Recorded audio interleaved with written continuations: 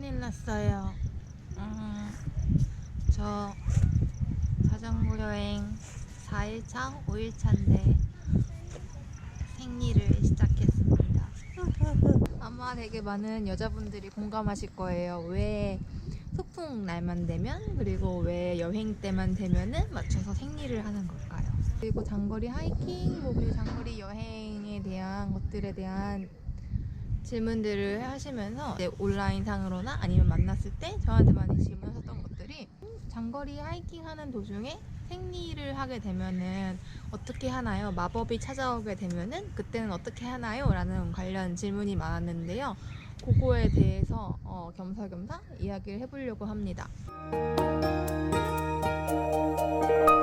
첫 번째로 가장 중요한 거는 일상생활에서의 본인이 생리 기간 때 어떠한 컨디션이 있는지 좀 잘 아는 게 중요한 것 같아요. 아무래도 이제 장거리 하이킹이나 장기간의 여행, 장거리 자전거 여행들을 할 때 어느 정도 좀 초반에는 힘들긴 하는데 시간이 지나면은 그 패턴이 일상적인 패턴이랑 되게 비슷해져요. 그렇기 때문에 평소의 생리 기간 때의 컨디션이랑 거의 비슷하다고 보시면 되는 거죠. 그래서 만약에 본인이 컨디션이 생리 기간 때 완전 급격하게 떨어진다라고 하면은 그 기간 때는 운행하는 시간이나 운행하는 거리 같은 거를 줄이든지, 아니면 과감하게 그런 때는 마을에 가서 쉬시거나 약간 그렇게 좀 완급 조절을 하는 것도 굉장히 추천드리긴 합니다. 하지만 저는 다행히도 정말 축복인 건데, 한 1년에 한 번? 많아봤자 1년에 한 번 정도 한 생리통이 있는 정도고, 직장 생활을 할 때는 그냥 생리기간이어도 수영도 했었고, 그 운동 중에 가장 힘들다고 꼽히는 크로스핏도 할 정도로 아무런 그런 패턴의 변화가 좀 없는 되게 축복받은 몸이었어요. 물론 막 단 것도 괜히 핑계 대면서 먹기도 하고 그러긴 했지만 상당히 컨디션이 좋았던 사람이었기 때문에 장거리 하이킹을 하면서도 또 더 축복받은 약간 그러한 몸이었던 것 같기는 해요.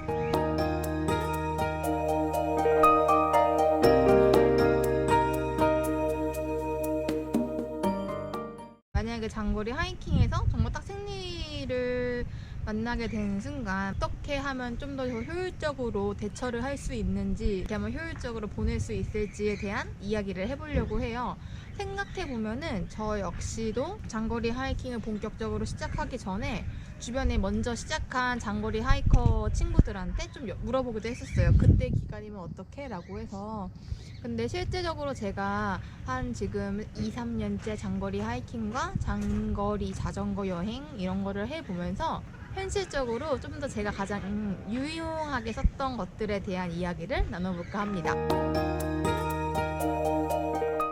저는 이거 탐폰을 사용합니다. 완전 강력 추천드려요.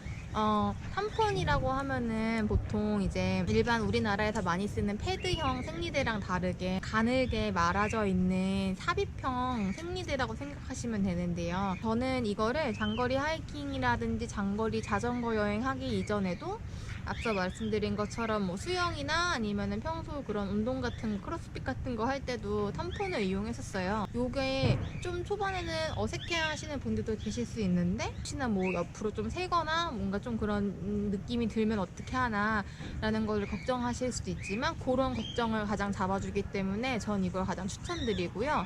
초반에는 조금 몸에 이렇게 넣고 빼고 하는 거를 좀 어려워하실 수도 있기는 하는데, 그것들은 조금 적응이 되면은 충분하게 극복하실 수 있는 문제이기 때문에 저는 탐폰 사용을 가장 추천드립니다. 실제로 저는 이거를 사용하고 나서 수영도 한 2~3시간 동안 해봤었고, 막 크로스핏을 하면서 막 쭈그려 앉았다가 뛰어 올라 점프를 했다가 막 턱걸이도 했다가 푸시업도 했다가 달리기도 했다가 했는데도 전혀 막 그런 옆으로 세거나 그런 문제가 없었고, 장거리 하이킹을 하면서도 한 번도 그런 문제는 없었던 것 같아요.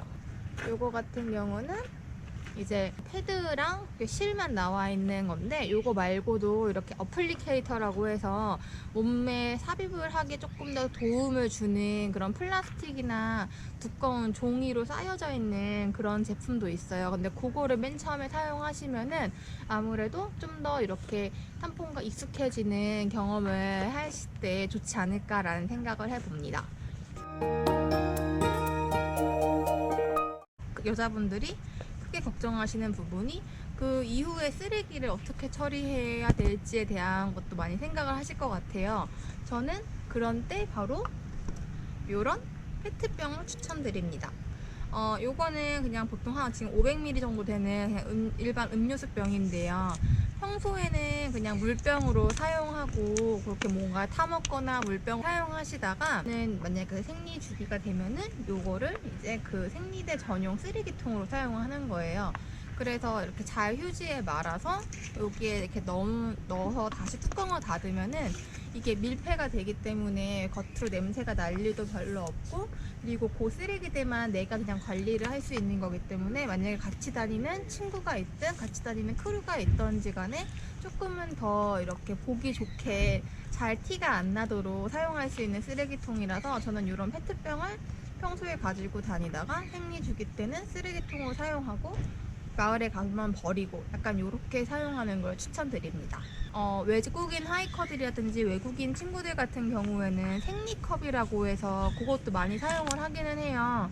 근데 생리컵을 사용하면은 아무래도 뭐 이후에 쓰레기라든지 그런 부분들이 잘 안 나오고 탐폰보다도 속에 들어갔을 때 이물감은 더 적다고 해서 좋다고는 하는데, 저는 쓰지 않는 이유 중에 하나는 이제 그거를 몸속에 넣었다가 뺐다 할 때마다 뜨거운 물로 세척을 하거나 아무튼 잘 세척을 해서 사용을 해야 하는데, 이렇게 외부에서 사용하는 경우에는 그런 것들을 이용하기가 조금은 어렵더라고요.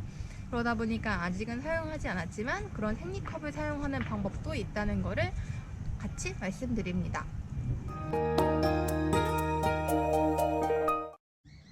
그리고 한 가지 더 추천드리는 거는 물티슈 사용을 좀 더 많이 사용하시면 좋기는 해요. 그래서 아무래도 이제 그냥 생리대를 사용하거나 뭐 그런 부분들은 별개라 치고 그 찜찜함이 정말 엄청 크잖아요. 이제 깜깜해졌을 때 이제 정수된 그런 물 같은 거를 이용을 해서 약간 간이 세척을 하는 것도 좋긴 하지만 그런 것도 안 될 경우에는 물티슈를 이제 그때만이라도 좀 상비하고 다녀서 그거를 물티슈를 이용해서 잘 세척하는 방법도 있고요.